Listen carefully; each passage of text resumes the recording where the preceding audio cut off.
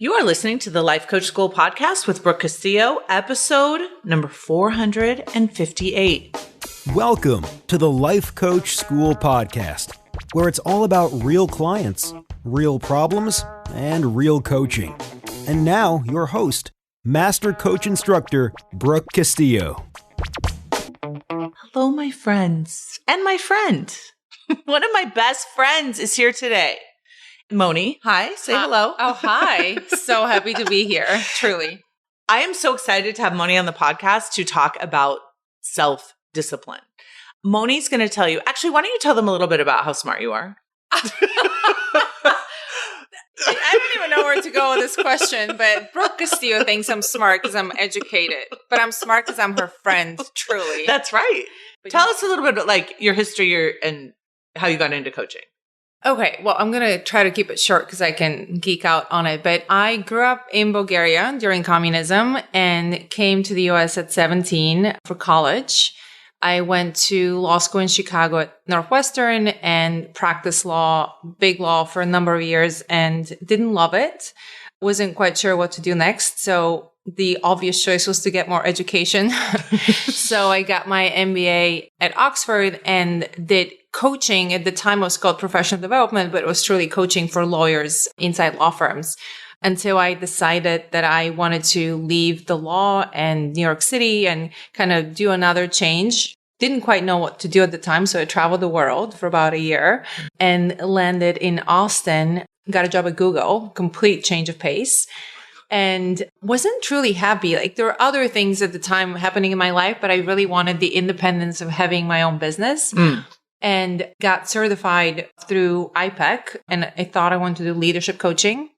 And one long drive from New Orleans to Austin, I was geeking out on coaching and found the Life Coach School podcast and changed my life. It changed my life personally on so many levels. And I was so impressed by all the wisdom and became a scholar, fell in love with Brooke, even though I didn't know her. And then a couple of months later, she moved to Austin. And long story short, we met through one of my best friends. And I was super intimidated at first and a huge fan, and later one of my best friends. So I feel incredibly lucky, but I did get certified by her as well. And I've gone through a couple of iterations of my coaching. At first, I was only doing leadership coaching. Then I did coaching for lawyers and leaders. And most recently, I talked her into changing her niche many times. So let me tell them why. Okay. So Moni is one of the most self-disciplined people I've ever met. We travel a lot. Moni and I and our friend Lauren, we all travel a lot. And Lauren and I often sleep in and cuddle. And Moni is like jumping around in the gym. And like, we'll go into the gym and I'll do my half-hour workout and Moni will be in there sweating and very dedicated, very focused on work, very focused on working out. And I told her, I think the things that we're so good at naturally are the best things for us to coach other people on. And there's so many clients that I have that struggle with self-discipline and it seems to come so naturally to you. So that's why I was like, I think you should do it. I think you should study it. And I think you should help other people with their self-discipline because I do think it's one of the most important things we can work on. Yes, I totally agree. And I love that you were able to see that because it is innate for me, but I do think that it is the backbone of all the success that I've had. I just hadn't studied it up until you mentioned it. And now I've done so much work on understanding it, understanding habit formation.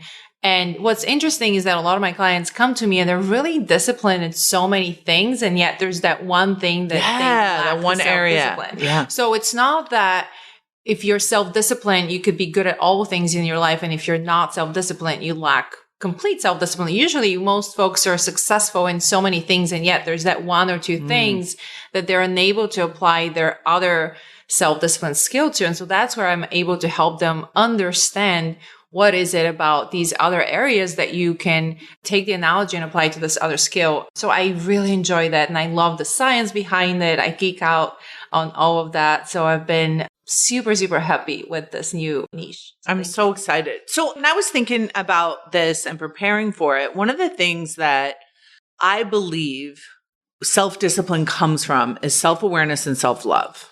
Like there's a lot of things I'm very disciplined in doing and I have great follow through. And even when I don't want to do something, I do it. And so I think if I was going to like define what is self-discipline, is doing something that you don't want to do, literally in the moment for your future self. And so I think the only way that we're able to do that is if we have a sense of love for ourselves, a love for our future self, for taking care of ourselves, and for how we define ourselves. So I often talk about our relationship with ourselves is our relationship with our past self, our present self, and our future self, right? And I think self-discipline is really, I think in so many ways, truly a love note connection to our future selves. So what do you think about that idea? I think it's beautiful, and it's a super unique way of thinking about it. Most people think of self-discipline as restrictive and not spontaneous and boring. And what you've just said is the opposite. And truly, to me, self-discipline is freedom. And I think of it as the bridge between your goals and your results. And exactly what you said, having impulse control to be able to work towards your long-term goals despite the obstacles and the setbacks and the discomfort and the self-doubt. But it is probably driven, like you said, by having that love for your future self and belief and confidence that you can create those results. And I think it's not how most people think of self-discipline. Right. Which is such a beautiful description. So let's talk about some of the areas that people struggle with self-discipline. What do you see? So I see it all over the spectrum. So with my lawyer clients, they were struggling with productivity or the self-discipline to avoid distractions, to resist the temptation to check the news, or they're so tempted to procrastinate on these really difficult tasks. Okay, so let's talk about that one. Okay. So, because I think that's a lot for a lot of people. I think procrastination is a demonstration of a lack of self-discipline. 100%, right? yeah. Right. And so if you are committed to a goal, but instead of following through on that, maybe it's work, like you said, being productive, you are on social media or watching TV or doing nothing. Yeah. Just not doing the work that you're meant to be doing. To me, that lack of self-discipline, which is the way that you had said it, is like the impulse is to pick up your phone. The impulse is to turn on the TV, right? And that is a lack of being able to discipline yourself to do the things that you don't want to do and then pick up the phone and then afterwards, right? So what do you think that's about? So it's clearly about the discomfort in the moment of doing the hard thing. So the distraction makes you avoid the discomfort, the feeling of discomfort. That is not uncommon. But what people do is they identify as a procrastinator. So they take on that label and they just say, I'm someone who procrastinates. Right. And they don't recognize what that signals to their subconscious. Once we have that identity, we kind of throw our hands up and say, I'm just someone who procrastinates. And so the way we do the work is, one, I raise the awareness around why is it that people procrastinate? What do you feel in the moment? What would your future self tell you to do? But also start small. Instead of telling yourself, I'm going to finish that document the moment I sit down, start very small to become someone who doesn't procrastinate. Even if it's commit to 5 minutes of working on that document and then give yourself an out. And usually within 5 minutes, you have some momentum and you're not necessarily wanting that distraction. But when you commit to a small action consistently, you start changing that identity. Yes. And you no longer are someone who procrastinates. You're someone who gets to do what you told yourself, what's in your calendar, you get to commit to that action. And that counts for working out or drinking or eating, how you talk to your kids when you're stressed. People who work on a variety of different issues, whether it's money. So it's the whole gamut, but the formula is the same. Right. So when I think about this, and I'll just stay on the subject of productivity. When I think about this with myself, and if I have a commitment that I'm going to get a podcast done, for example, or I'm going to record something, and I tell myself, okay, I'm going to do this. I put it in my calendar. I'm going to do this Tuesday at 3. If I don't do it Tuesday at 3, and my reason for not doing it is BS, it chips away at my relationship with myself. It's like if I were to say to you, hey, I'll meet you Tuesday at 3, and then I just don't show up and you're like, why weren't you there? I just didn't feel like it. That would chip away at our relationship with each other, right? Yeah. And the chances, this is what I find so fascinating. I'm curious what you think about this, but the chances of me doing that to you versus me doing that with myself, the disparity between that is crazy. Like, so many of us are so much more willing to let ourselves down than we are to let someone else down.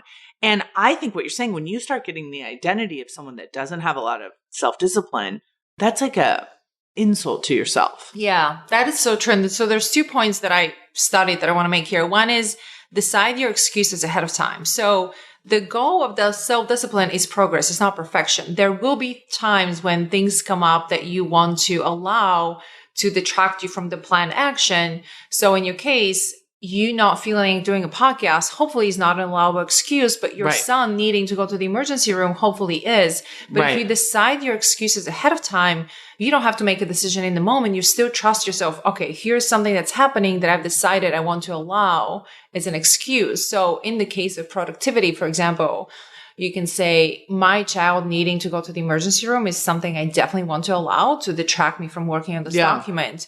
But me having poor sleep the night before and feeling tired is not an excuse I want to allow. And so you know how you will handle yourself because you've decided that ahead of time. The whole point of self-discipline is having decisions done ahead of time. So in the moment of the action, you don't have to renegotiate or decide. You kind of know what the plan is and you obey yourself.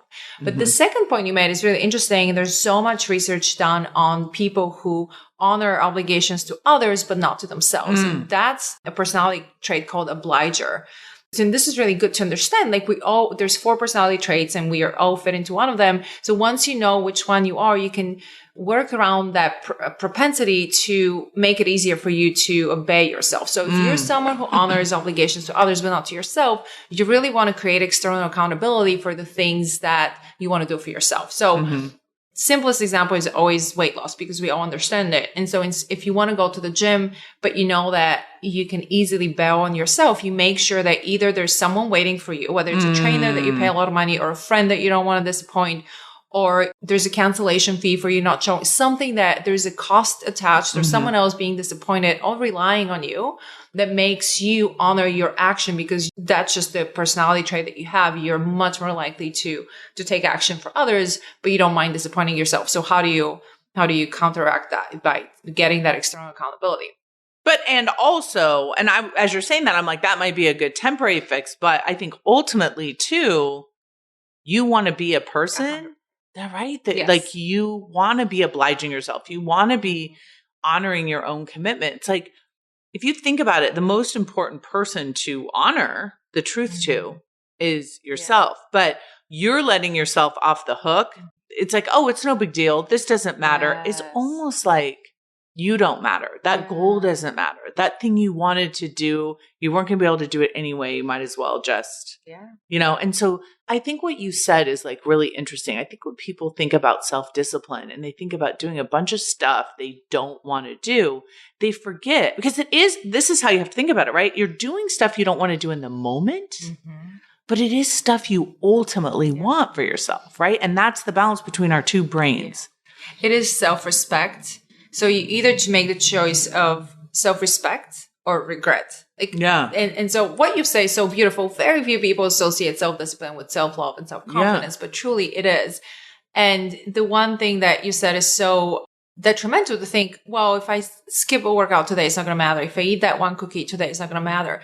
Every action you take is a vote towards the person you want to become, the identity you want to build. And so it's all about the compounding of the little choices we make every day. This is why the most successful people are not the most intelligent or talented. They're the most disciplined people because it's not about the intensity of doing sprints of intense action a few times a year or a few times a month. It's about doing the small, seemingly insignificant action that compounds into big results. And so one of the things that I see when I start working with new clients is they would set a goal that's very ambitious because they're impatient and they want that goal.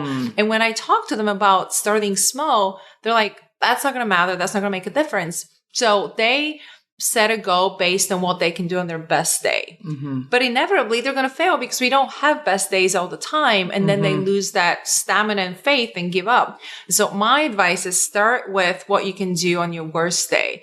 Pick the least amount of action you can do consistently over time because you have to establish a habit before you can improve it. So do the 5 minutes of workout 3 times a day for 3 months, become the person who works out regularly, and then build that identity and that self-confidence, and then build up. Then trying to work out an hour 3 times a week, knowing that it's just not probably going to be sustainable if you've never worked out and you're going to fail and give up on yourself. So the first thing is start small.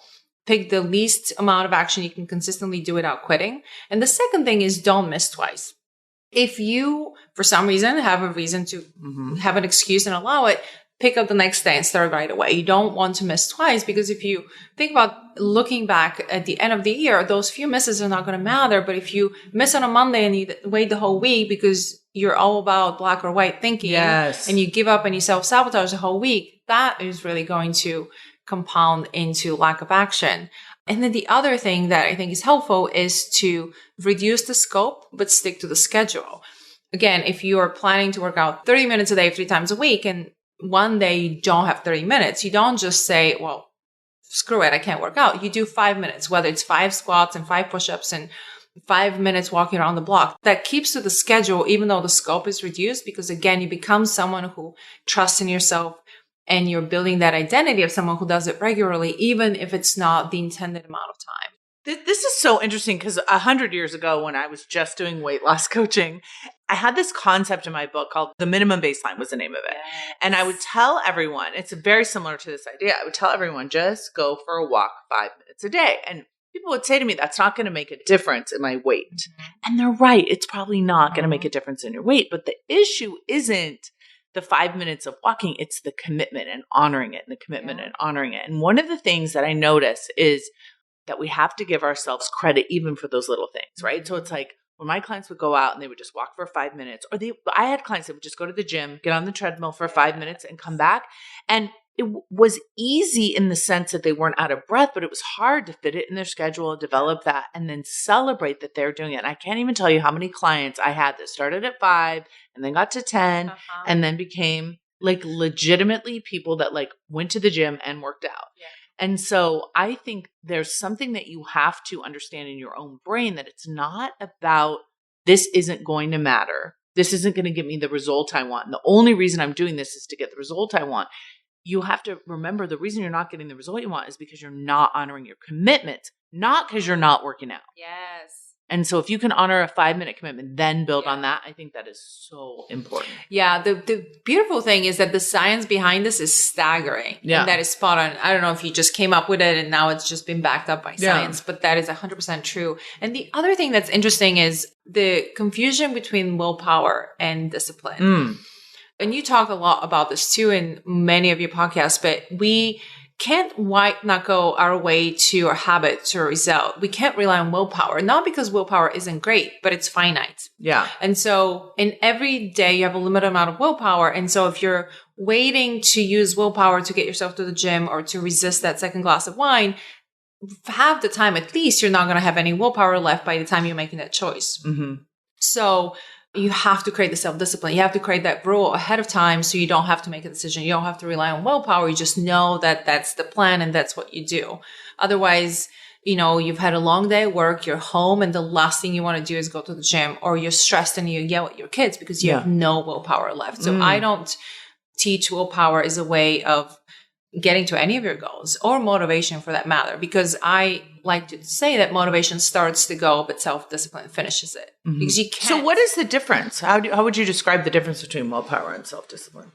Well, willpower is something that's limited. Self-discipline is a habit. It's a mentality and an identity shift so for example, if I'm using willpower, I'm resisting my instinctive impulse and I'm using a lot of resistance. And so if I don't have any willpower, I'm not able to make the choice I want. With self-discipline, there's no resistance. There's no choice. It's something that it's kind of like if you have a rule that you don't do drugs, you don't have to redecide every time you see drugs. It's like something that you don't question, you don't negotiate about. And it's very easy for you to live a life that's drug-free, as opposed to with willpower. If you had to rely on willpower to resist the drug, one day you will be, and the other day you may not be able to resist. And so that's no. I think that's such a huge point that we need to make sure everyone understands, because willpower is resisting the emotion, resisting the impulse. It's basically fighting against yourself. Yes. And you can win those battles temporarily. And the way that I teach this in like overcoming over drinking and overcoming overeating is you've planned ahead of time to do the thing. And you've also planned on not wanting to do the thing. Yeah. Right? So it's like, for sure, at 5 o'clock after work, you're not going to want to go to the gym. Yeah. Or at 5 a.m. when you wake up, you're not going to want to go, but you've already prepared to not want to go. You don't have to have a big battle, a big fight. You don't have to feel entitled to, I should be enjoying this. It's like, oh no, I'm not going to want to do this. And part of the work is allowing for the not wanting to do it in the short term, because that's that motivational triad. We're motivated to relax and to seek pleasure and to stay away from pain, which most of the goals that we want nowadays, we have to exert energy, be in a little bit of at least emotional pain, if not physical pain, and postpone our pleasure. Yeah. That's so true. And I think when you have self-discipline, it's not that you enjoy the action. You just don't think about the action. Think about brushing your teeth. Right. We all by now hopefully have the self-discipline of doing so. So it becomes a non-issue. I don't necessarily care for it, look forward to it, or enjoy it, but it's a non-issue in my head. I just do it. I just do it and I don't think about it. Okay, wait, we have to stop there for a second. That is actually super fascinating. Nobody loves brushing their teeth. Yeah. But nobody really hates it. Yeah. Right? And we don't really like, today. Yeah. I'm not going to brush my teeth. Yeah. Like, why is that? Because you've made that rule for yourself ahead of time and you don't read a site. Yeah. And I think when you think about your life, if you have that level of commitment and self-discipline and non-negotiable obeying of yourself with all the other things that you want to do, it's a non-issue. It's so easy. Like this is how I feel about working out, about working and things that matter to me, about my relationships. And I am not any different than any of the other folks that don't have it. I just have built that muscle. And I do think that some people will say, well, I'm just not a self-disciplined person. Right. I think that's bullshit because it's a skill. But that's a decision too. It is to decide. That's interesting, right? Someone could say, I'm not a disciplined person. I'm not a person that works out. I'm not a person that, cares what I eat. I'm not a person that brushes my teeth, whatever it is. That's a choice you can make. But I think a lot of people think they can't be disciplined. Correct. Yeah. Right? It's like, I wish I were more disciplined is what they'll say. Yes. And acting like it's an abdication of the responsibility of it. And I feel like, I just think about my girl, my future self. I just think about her being like, really? Yeah. You're really going to eat all that? You're really going to drink all that? You're really not going to go to work today? You're really not going to it's just so disappointing to my own self. But there's always the balance too, right? So it's like, people can go to the other side of extreme and trying to control. Well, that's actually interesting because if you truly love yourself, you're not going to use self-discipline to punish yourself. Mm-hmm. And so one of the questions that you can use to ask, like that, using that future self version, say, if I truly loved myself, what choice would I make right now? Yeah. Because that takes you out of that immediate pain of what you want to do and resisting it. Like, okay, no, I'm truly building this for my future self. And it comes from a place of love, not hating yourself. Yeah. So I think what you make such a beautiful point that so few people associate with self-discipline. It is about self-love. Yeah. And building that. I think as you're talking, I'm thinking that we need to give ourselves credit for the areas where we are self-disciplined because it will help us build that identity. Yeah. Like there are certain people that I'm thinking of that are my clients that don't have, I shouldn't say they don't have it. They're not exercising their self-discipline in what they eat. Mm-hmm. Right? But they have so much self-discipline in taking care of their kids and so much self-discipline in the work that they do. But they wouldn't acknowledge that because that comes easy to them, right? Versus like looking back on it and just being like, look, I get up every day, I take care of my kids, I go to work, I pay the bills, I do all that. I'm a very capable, amazing human being. If I applied this, what you were saying earlier, right? If I can apply that skill and that strength to this other area, you truly can. If you're willing to obey yourself, you truly can have any result that you're capable of creating. Yeah. That gives me goosebumps because I have seen this with my clients. Like to me, self-discipline is the backbone of success. And I think what you said, people can try to study the areas that they have innate self-discipline in and try to apply that to these other areas. But most of us don't know how to. We don't take the time. And so that's one of the things that I help my clients like raise that awareness, really understand what is it about those areas that it's easy for them to do the things that may not feel like something they want to do in the moment. And I have a 6-step process that I take them through to really break down all the things that they can do to build out that muscle in this new area. But it's beautiful. It's such a great thing to decide to work on for yourself. So this is something that I think is interesting. You may have not thought about it, but for all of the coaches listening and for the type of work that you're doing, one of the things that I think is important as a coach when you're coaching someone to have self-discipline is a lot of times I would work with someone, and while I was working with them and holding them accountable and paying attention to them and loving them, kind of doing that self-discipline work with them, it was much easier for them, right? Because they knew I was paying attention and I cared and it mattered to me. And sometimes, especially early in my career, once I stopped working with them, they would stop being disciplined. So how will you manage that as a coach to make sure that it's not, maybe in the beginning it's you, kind of getting them jump-started and helping them and supporting them, but making sure that they're doing it for you and not because we're so trained to people please and we're so trained to you know, kind of get the respect of authority? I think it's a really good question, especially for coaches. And I think my work is well aligned with the ability for them to walk away and independently support that because I'm building the identity and the habit. And my package is long enough that what they're working on becomes a habit. And so they can build on the habit, they can increase the amount of action, they can get to their goal faster, but now they've built the identity. So the work we do is creating that identity and that habit instead of just going through the actions to create a short-term result. So my work just aligns well with that ability to be independent moving forward and continue with that action. So a possible identity that I would come to you to create would be, I want to become a person who works out. I want to become a person who doesn't drink alcohol during the week. I want to become a person who doesn't overeat. I plan my food and I eat what I say I'm going to eat, right? I want to become a person who is productive and stays on my schedule in terms of my work. So are there any other things that I'm missing? I want to be less impulsive how I respond to things at work that trigger me. Like I don't want to yell at my client or my boss or send an email that's snarky and that I regret, or I don't want to yell at my kids when I'm stressed and they're It's like emotional discipline, right? Emotional discipline. Yeah, that's really interesting. Okay. Yeah.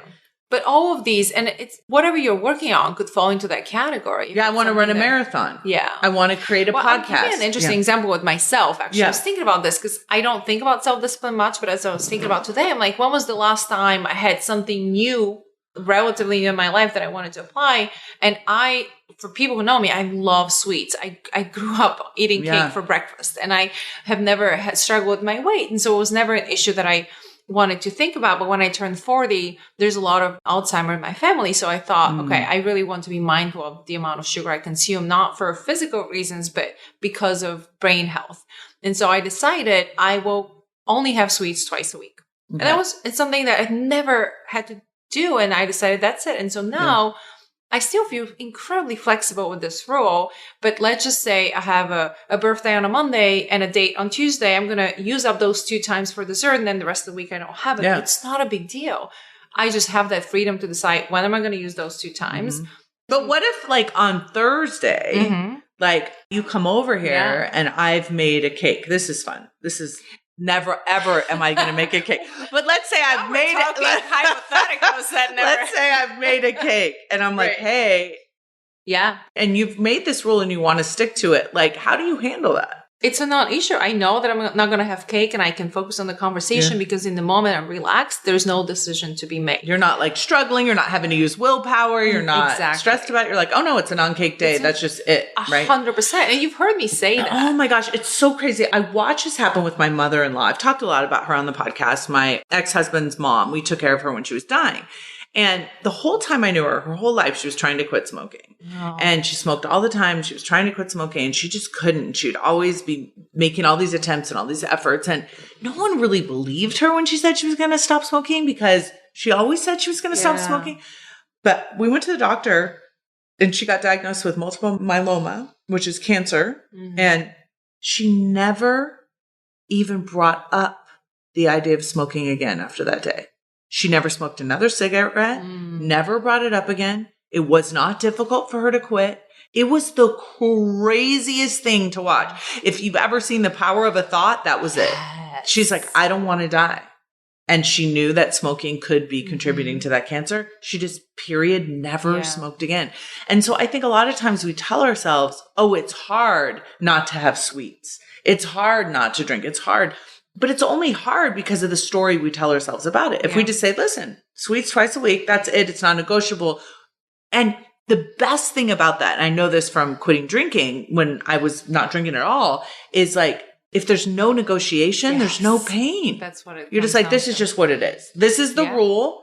And like you said, there's an allowable excuse. Maybe there's 3 of them. Sure. But otherwise, it's not happening. 100%. That is so much freedom in that lack of decision in the moment. You're like, I just don't even think about it. Yeah. But what you talk about your mother-in-law is interesting because whatever label she had for herself, when there's something that changes that for her, you don't need coaching. You don't need self-discipline. You just do it. And so for those of you who think that you need a lot of work sometimes, and hopefully it won't be something so dreadful and, finite in your life that makes you change that. But sometimes all it takes is a change of thoughts. Yeah. But most of us are not at that level of deep pain that we can use that to change a habit or to create a habit. But that's a great example of the power of thought. The other example I have, when I was doing all the studying on overeating and fasting, I was studying a lot about fasting, and there was this man who didn't eat for a year. He was severely obese and he didn't eat for a year, and he went into the doctor and he got electrolytes, but he just decided, I have enough food literally on my body to stay alive for a year, and just fasted like literally and lost all that weight so fast. It was just like this one decision, this one thing, and just made it. And if you read about it, it's really fascinating. He was hungry for the first part of it, but then you weren't hungry at all because he was in ketosis, and it's very fascinating. You can Google and read more about it. But is it really that hard to do that thing that you want? If you have self-discipline, if you're willing to obey yourself, it's not. Mm-hmm. And the more you're willing to apply, I think, your coaching, your work to creating self-discipline in the areas for the things that you genuinely want, I think the better your life gets. 100%. Yeah. It's like amazing. Okay. So if people want to work with you and they want more and they want to learn all about you, what do they do?